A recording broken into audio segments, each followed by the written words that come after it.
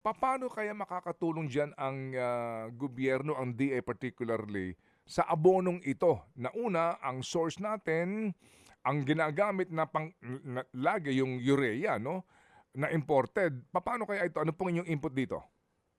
Ang farmer willing silang mag-blend, eh, kasi, ibig sabihin meron kang organic ano, hindi yung urea at merong urea. Ang problema po ngayon Sir Ted kapag ipipilit mo na lahat organic, kumbaga ang magsasaka hindi siya sanay sa ibang brand, eh. Tayo 'di Mm, ba, may mm, kape tayong gusto, meron tayong gustong hmm, pagkain. oo. Kapag hindi kumbaga, hindi ka pa komportable, ayaw mong gamitin kasi ang punot dulo natin kasi kung kikita ang farmer, pwede siyang magsugal sa ibang abono pero same yield ba ang maha-harvest niya? Oo. Yun lagi ang tanong sa kanya kung kikita siya, well and good. Kaya lang ang sinasabi po natin yun, mahirap i-impose kaagad.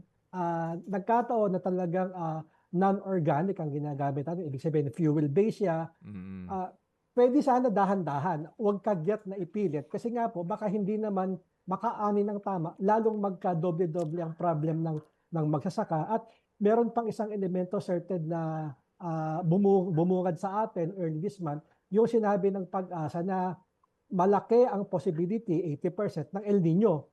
Maraming lugar na ngayon ang nagdeklara ng, talagang, tuyong-tuyo sila.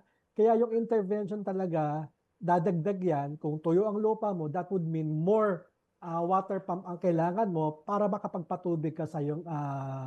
sasakahin. So, Mm. dalawa, tatlong dagok po talaga ang kanya kakaharapin, and sabi niyo nga ano, critical talaga, Oo. itong next 4 weeks para Oo. makapag-decide ang farmer. Kung Oo. meron siyang nakikitang suporta, magtatanim siya.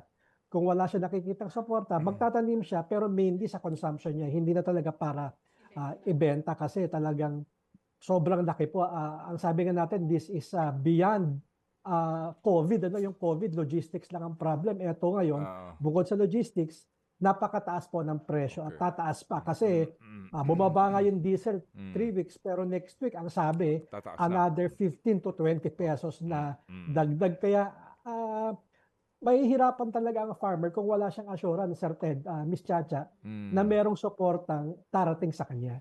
Mga kapatid, para sa iba pang mga balita at impormasyon, sundan niyo po kami sa X, Instagram, Facebook at syempre sa TikTok, True Network PH. Mag-subscribe din po kayo sa aming YouTube channel, True Network. May website din po tayo, truenetwork.ph, at pwede niyo rin po kaming mapanood sa Channel 19 ng aming True FM TV. Lagi pa rin makinig sa radyo dito po sa 105.9 True FM dahil dito, laging true sa'yo, kapatid. Dito tayo sa totoo, tunay at tapat.